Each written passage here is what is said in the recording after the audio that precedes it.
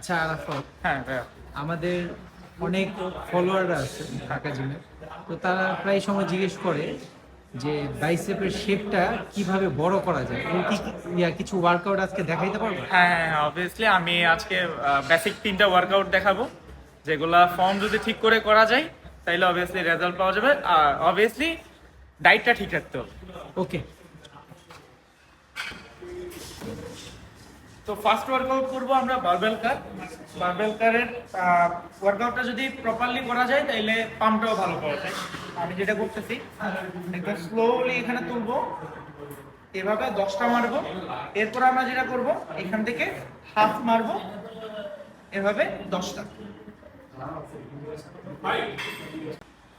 So এবার আমরা second workout দেখাবো। সেকেন্ড ওয়ার্কআউট আমরা যেটা করব, কনসেন্ট্রেশন কাল, যেটা বিশেষ করে পিকের জন্য বেশি কাজ করে। এটা করতে হবে একদম স্লোলি, মাসলটা এখানে স্কুইজ করতে হবে যাতে পাম্পটা ভালো করে থাকে।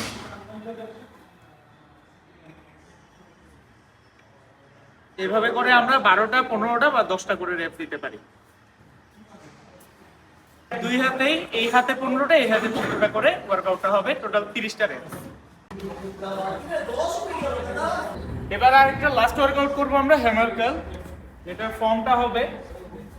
হ্যামার কার্ল হইলো বিশেষ করে লং হেডের জন্য, যেটা প্রপারলি করলে সুন্দর একটা লং হেডটা পাওয়া যায়।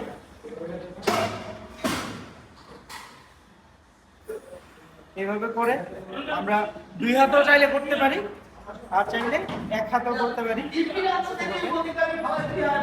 10টা করে এভাবে করে আমরা লং হেডের জন্য এই ওয়ার্কআউটটা করতে পারি। যারা বাইসেপের পাম্পার না বা বাইসেপের সাইজ হচ্ছে না, তারা অবভিয়াসলি এই ওয়ার্কআউটগুলি অ্যাপ্লাই করতে পারেন, খুব ভালো রেজাল্ট দিবে। কিন্তু সুন্দর করে ফর্মগুলা ঠিক করতে হবে।